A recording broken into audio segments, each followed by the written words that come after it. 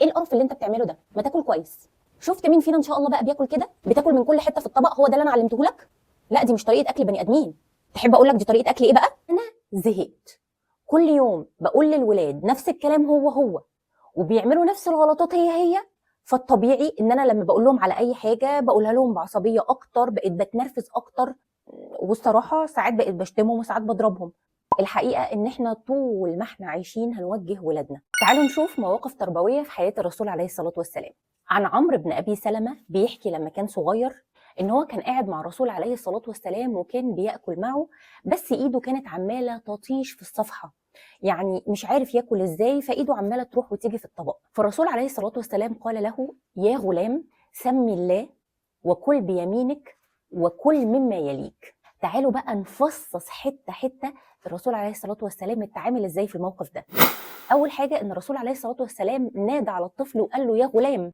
ما نهرهوش، ما زعقلوش، ما ندهوش بصفه بيكرهها، يعني بالبلدي كده، مش زي ما احنا ساعات بنعمل ان احنا نتعصب على الولاد فنناديهم بمسميات مش بيحبوها او ان احنا بنشتمهم. تاني حاجه ان الرسول عليه الصلاه والسلام ما ركزش خالص في التصرف الغلط اللي عمله الغلام، بالبلدي برضو عشان ما نعملش هايلايت على الحاجه الغلط فتثبت في دماغ الطفل، ولكن الرسول عليه الصلاه والسلام قال بوضوح اللي هو عايزه من الغلام بالظبط: سم الله وكل بيمينك وكل مما يليك، ما قل ودل. لكن فكره ان احنا نقعد نوصف للطفل، الطفل بيتشتت وبيتلخبط من كتر الكلام اللي احنا بنقوله وبيبقى مش عارف احنا عايزين منه ايه اصلا. وتالت حاجه واهم حاجه ان احنا ما نقللش من ولادنا او نهينهم، او ساعات الموضوع بيوصل لمد الايد علشان تصرفاتهم استفزتنا. احنا عايزين نربي بحزم، مش نربي بقله قيمه. رابع حاجه، تعالوا نشوف الاسلوب بيفرق ازاي. تخيلي ان جوزك مثلا جه في يوم بعد ما انتي وقفتي في المطبخ وتعبتي جدا، وجه جوزك راح قايل لك: النهارده اوحش يوم تعملي فيه اكل.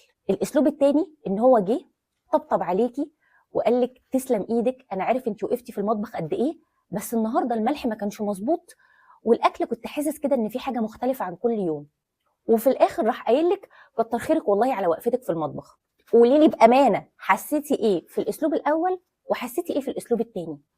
هو ده اللي احنا عايزين نعمله مع الولاد، اسلوب اسمه اسلوب الساندوتش. لو عايزين نقول النصيحه خصوصا للسن الكبير اللي هو فتره المراهقه اللي بيغلبونا فيها، نقول حاجه كويسه فيهم، ميزه، وبعد كده نحط النصيحه بالراحه، وبعد كده نقفلها بميزه برضو فيهم او حاجه كويسه فيهم.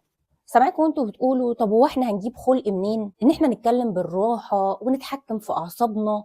ما احنا فينا اللي مكفينا. كل ما نحس ان التربيه صعبه علينا ندعي ان ربنا سبحانه وتعالى يعيننا، وقبل ما نعمل اي حاجه نحط كل النوايا اللي في بالنا عشان ناخد حسنات على قد ما نقدر، وندعي لاولادنا بالهدايه، والدعاء مفعوله سحري. التربيه جهاد. يعني لو سالتوني هو احنا هنكرر الكلام كام مره لحد لما اولادنا يسمعوا الكلام، هقول لكم الله اعلم، وهقولها لكم تاني: امال ليه يا جماعه في ذنوب لا يكفرها الا الهم بالاولاد؟